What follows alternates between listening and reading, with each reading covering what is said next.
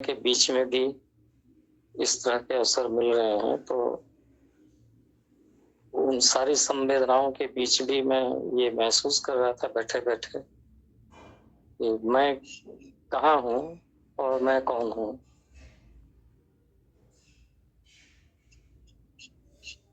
इस तरह से अपने में स्थिर होने में मदद मिल जाती है। थोड़ी देर के लिए जरूर जो है जगत के साथ रह जाते हैं, लेकिन फिर लौट आते हैं। तार का मिथ्यात्व भी जो है वो प्रकट ही रहता है कि जो लोग भी जा रहे हैं वो सब छोड़ के तो चले ही जा रहे हैं, तो क्यों इतना परेशान हो कि लोग बनाते ही क्यों हैं। जैसे आज सुबह जिनकी डेथ हुई उनकी 100 करोड़ की प्रॉपर्टी होगी। एक जवान बेटा उसका पहले ही डेथ हो गया था।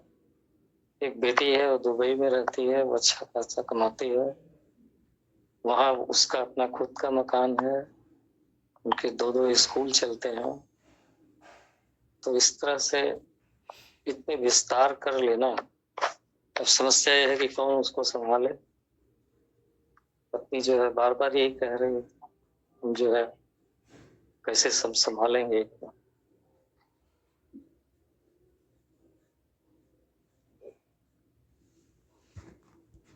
यही सब विचार जो है चलते रहते हैं गुरुजी। ये सब जो है वो मिथ्या है।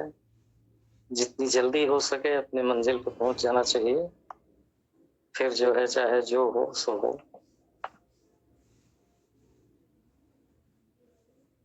जी बिल्कुल।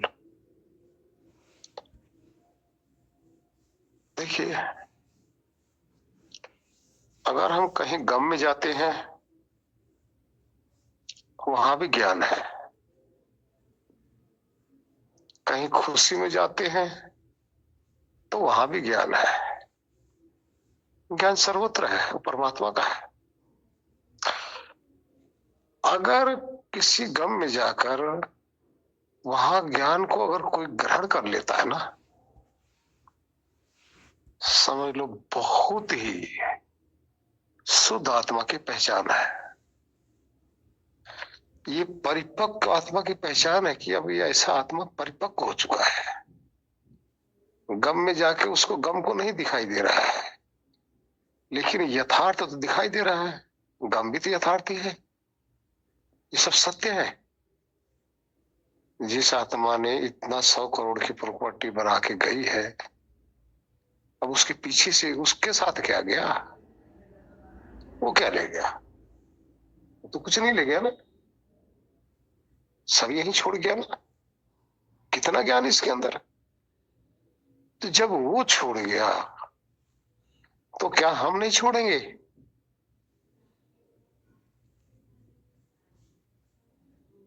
यही तो हमारे साथ भी होने वाला है। फर्क इतना है, वो आज गया अभी गया, हम कल को जाएंगे। सब अपनी अपनी गठरी बांधे तैयार खड़े हैं सब। कुछ तो आके चले गए, कुछ जाने को तैयार है। और हम लोग भी तो लाइन में ही तो लगे हैं ना। नंबर हमारा भी तो है, जो पहले है उसका पहले नंबर आ गया, जो उसके पीछे है उसका बाद में, उसके बाद में आएगा, आएगा तो है ही।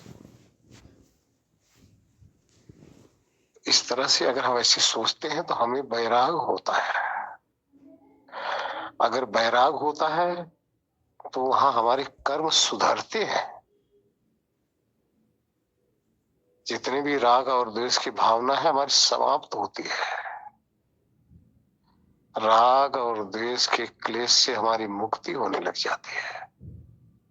बहुत अच्छी बात है। अगर कहीं खुशी में जा रहे हो, वहां सब कोई नाच रहा है, कोई गा रहा है, कोई कुछ कर रहा है, वहां भी देखिए,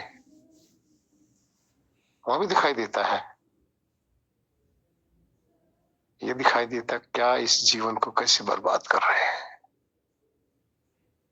हालांकि चलो ठीक है, इस पे हम किसी की अच्छाई बुराई को हम इतना ना लें तो अच्छा है, लेकिन ज्ञानी आदमी सब जगह ज्ञान खोज लेता है। अज्ञानी आदमी ज्ञान में भी अज्ञान ही खोजता है। इस तरह से बहुत अच्छी बात है, इस तरह से देखना, इस तरह समझना। ज्ञान की परिपक्वता वैराग्य की पराकाष्ठा की पहचान है।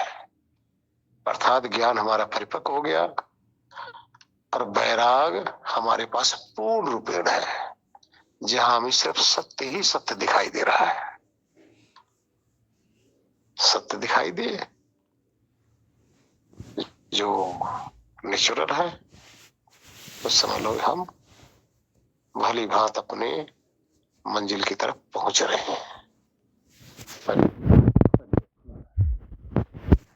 मैं तो यही अपने आप से प्रश्न कर रहा था कि ईश्वर जो है ऐसे ऐसे परिस्थितियों में क्यों ढकेल रहे हैं, तो उसका उत्तर मिल गया।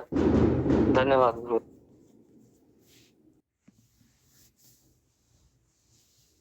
सबके समक्ष रखेंगे तो हो सकता सबको लाभ हो।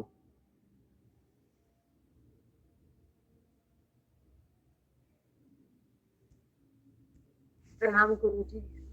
हाँ जी प्रणाम। आप ध्यान में है? गुरु जी आपकी कृपा बनी हुई है। तो सबको कृतार्थ कीजिए, औरों को भी। अकेले अकेले समझ में ही नहीं आता, अपने आप ही होता रहता है ये। इसलिए तो मैं आपसे निवेदन कर रही थी कि गुरु जी ये सब परमात्मा की कृपा से ही होता है, हमको तो कुछ पता ही नहीं है। पता नहीं, परमात्मा ही करवा रहा है गुरु जी। बिठा भी देता है वो तो। जैसे मेरे इतना घर में काम फैल रहा है, पर मैं तो बैठ जाती हूँ बस, जैसे कोई पकड़ के बिठा दिया और मैं तो बैठ जाती हूँ, और मुझे कुछ पता नहीं क्या हो रहा है नहीं हो रहा, मैं तो फिर बस गायब हो जाती हूँ। जी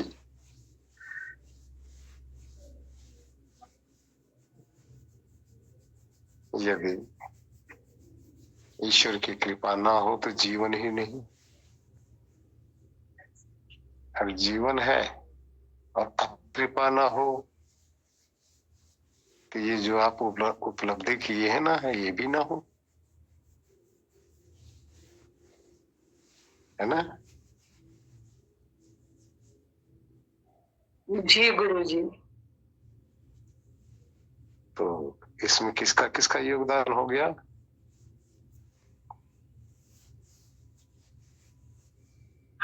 गुरु जी ईश्वर का ही लगता है हमें तो।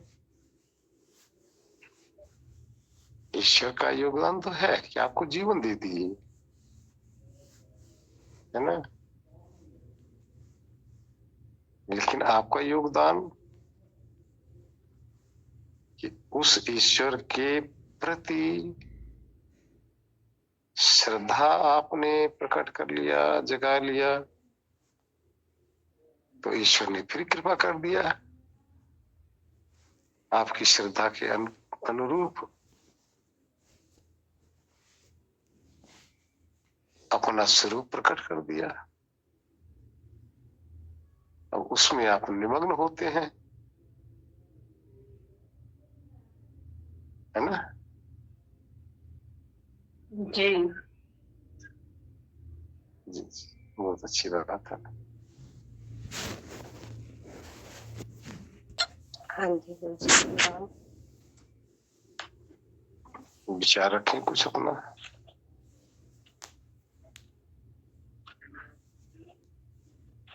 नहीं गुरु जी कोई विचार नहीं है। अच्छा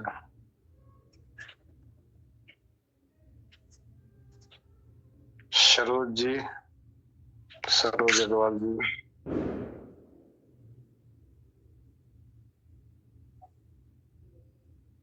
सरोज अग्रवाल जी।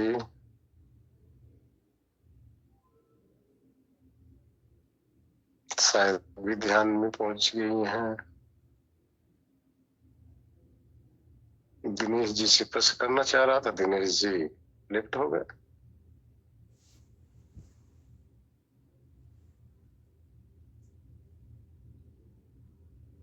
दिवाकर जी आप भी अपना विचार रखें कुछ, आप भी।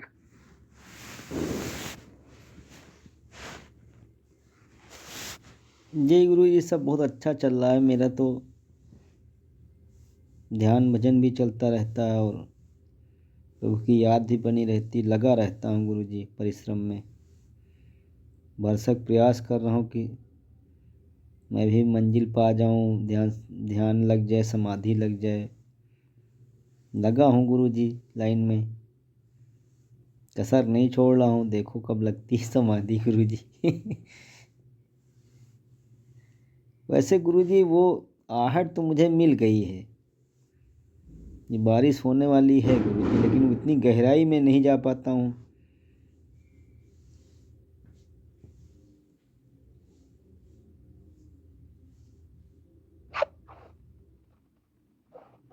तो इस तरीके से गुरु जी, कहीं अगर बारिश हो रही है तो उसकी शीतलता तो आने लगेगी कि गुरु जी नहीं? शीतलता तो बहुत आ रही गुरु जी।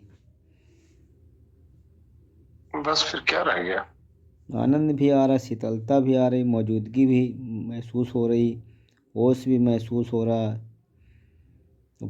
लीक भी पकड़ लिया हूँ, उसके सिवा कुछ है नहीं। अपने होने का एहसास भी है गुरु जी, लेकिन लंबा नहीं हो पा रहा है गुरु जी कि 2-4 घंटे के लिए गायब हो जाएं समाधि में।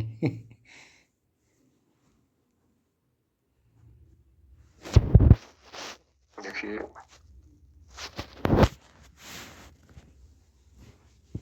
मन के अंदर से क्षिप्त विक्षिप्त और मूढ़ अवस्था जब जाने लग जाती है ना,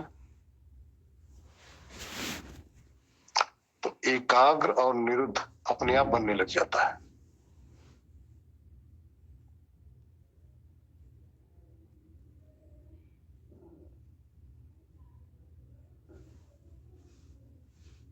तो एकाग्र और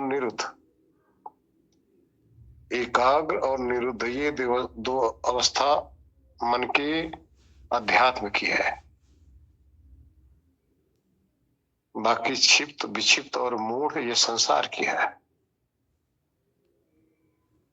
संसार की मन की अवस्था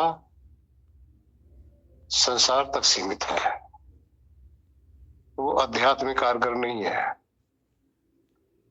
और अध्यात्म की जो मन की अवस्था वो अध्यात्म तक सीमित है, वो संसार में कारगर नहीं है। इस तरह से करते रहेंगे, जैसे जैसे अगली अवस्था बनती रहेगी। आगे आना ही आना है, अब तो जाओगे कहाँ? ना आप छोड़ सकते हो, ना आपके बस की बात रह गई।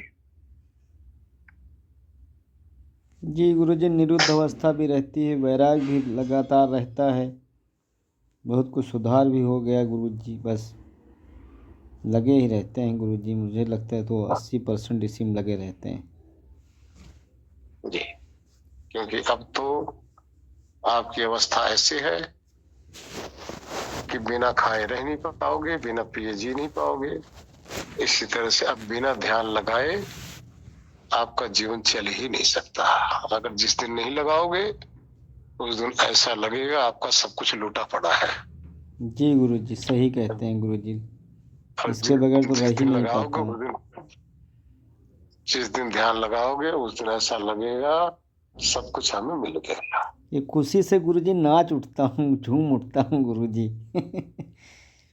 बहुत अच्छा महसूस होता है गुरुवर। मॉर्निंग में ज़्यादा जी अच्छा रहता है गुरु जी।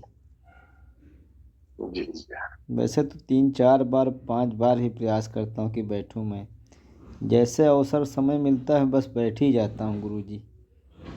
आपका वो ध्यान वाला लगा करके 202 नंबर बैठ ही जाता हूँ गुरु जी। फिर बहुत जी सहयोगी है जी। 202 नंबर गुरु जी। हरिओम। हम्म। हमारे मध्य में जुड़े हैं भाई अनिल त्यागी जी। अनिल त्यागी जी, प्रणाम गुरु जी। हाँ जी, प्रणाम जी। अपना कुछ विचार रखेंगे? वैसे ऐसा तो कोई विचार नहीं है गुरु जी, चल रहा हूँ, ध्यान करता रहता हूँ। कभी कभी मैंने बताया था आपको, कभी कभी ऐसा लगता है कि मन लगता लगा मतलब ध्यान होता, कभी कभी ऐसा होता है कि कुछ नहीं करा, ऐसा होता था बीच में।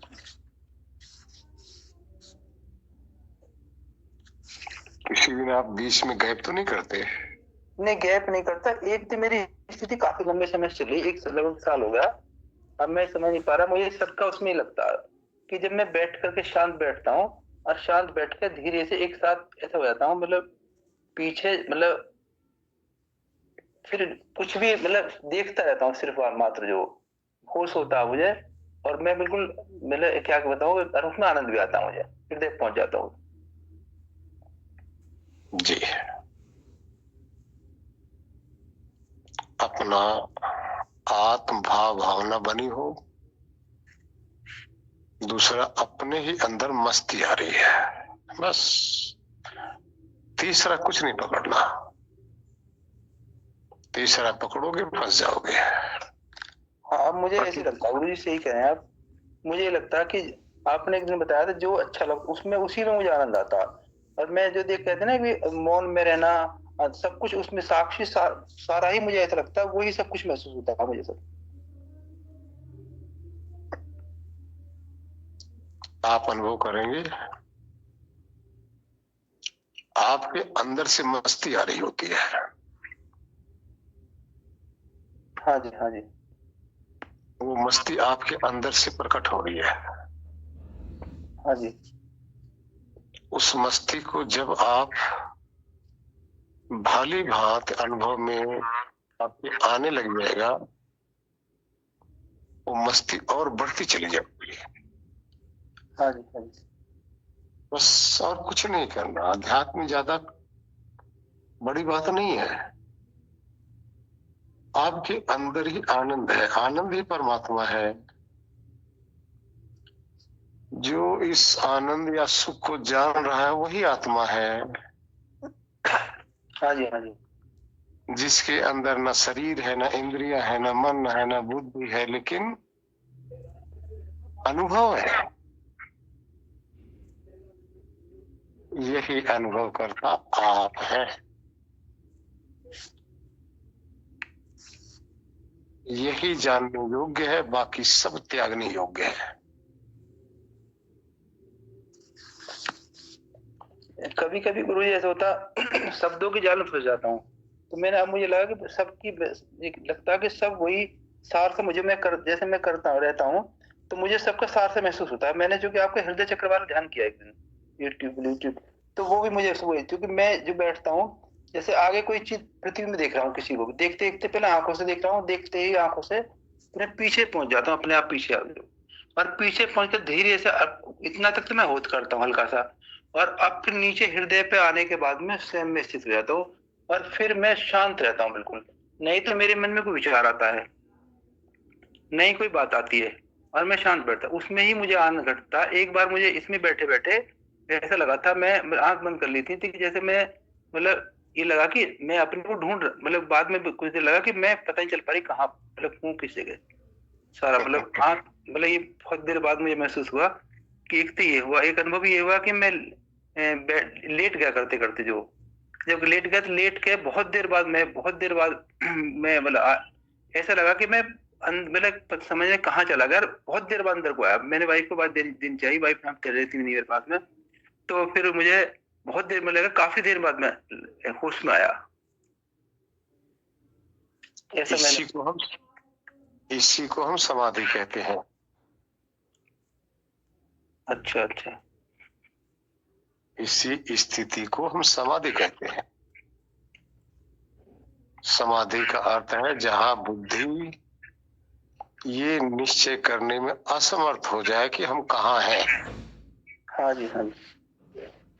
उसका नाम समाधि है। समाधि का दूसरा अर्थ होता है सम, जमा, धी कहते हैं बुद्धि को।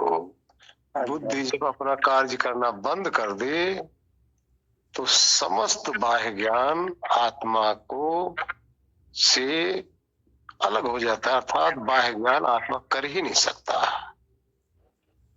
जब किसी भी प्रकार का ज्ञान से आत्मा रहित हो जाए, कुछ करने में असमर्थ हो जाए, और फिर भी उसको ये पता रहे कि हम तो हैं। ये तो सही कह रहे हैं गुरु जी। ये तो मुझे महसूस था। मैं बार बार मतलब बहुत देर बाद एहसास हुआ कि हिलाना चाहूँ, बोलना चाहूँ, न तो कुछ बोला जा रहा था न कुछ नहीं। बहुत देर बाद मुझे ये अपने उसमें आया। जी, सिर्फ आपको यही स्थिति में इसी स्थान पे जाके ठहरना, कुछ नहीं करना है। हाँ, कुछ करोगे भटक जाओगे, कुछ और जिज्ञासा रखोगे फंस जाओगे मनोजाल में। हमें मन के जाल से छूटना है। एक बात आई कि जैसे कभी कभी मन जो ना, मैं पहले आपसे भी मैंने कहती है और उसे मैं कहता था, किसी भाई से कहता रहता हूँ कि जैसे कभी कभी ध्यान करें, कभी लगता है ध्यान कुछ भी नहीं हो रहा, ऐसा लगता है मन उदास था, कुछ नहीं हो रहा। तो फिर इसका आंसर मेरे मन में ये आया कि जब मन का स्थिति खत्म हो जा रही है तो मन का तो उदास होना तभी ना निश्चित होगा। कुछ ऐसी स्थिति क्या सही है गलत है? नहीं, यह मन नहीं उदास हुआ। और जो आपको चाहिए था ना, हाँ जी, वो नहीं मिला। अच्छा, आप उदास हो रहे हैं, मन उदास नहीं होता। अच्छा। ये चेतन उदास हो रहा है। जी। चेतन की चाहत यहाँ पूर्ति नहीं हुई, इसलिए चेतन उदास हो रहा है। तो क्या करना चाहिए गुरु जी इस समय? कुछ नहीं करना चाहिए, पुनः फिर बैठ जाइए, क्योंकि ऐसा तब होता है जिस दिन मन आपका अधिक चंचल होगा, उस दिन आपको ये अवस्था नहीं मिलेगी। अच्छा, हाँ, ये ठीक कह रहे हैं आप, ठीक बात है। मन की चंचलता आपकी इस अवस्था से रहित कर देगा। इसलिए जो उदास हो रहा है वो इस उम्मीद में बैठा था कि हमें वही चीज मिलेगा। बिल्कुल ठीक कहा आपने, बीसन से दूर कर दिया आपने मेरा, ठीक है। और मन की चंचलता ने वो स्थित बनने नहीं दिया। जी। ठीक है, ये तब होता है, इसके 6 कारण होते हैं, जिस दिन ये नहीं लगता। जी। और फिर किसी दिन कारण बता दूंगा किस लिए नहीं लगता, ऐसा हुआ। जी। ठीक है जी। प्रणाम। जी प्रणाम जी। 11 बजने वाले हैं, आप लोग ध्यान में जाइए अपने अपने बिस्तर पर। हरिओम गुरु जी। हरिओम। गुरु जी, यही हुआ, अब जैसे बोलने में देरी लगी, होश आने में, मतलब जैसे आपने 2 बार बोला, जैसे कि मतलब ध्यान में जैसे चले गए, तो मतलब कि ऐसे मतलब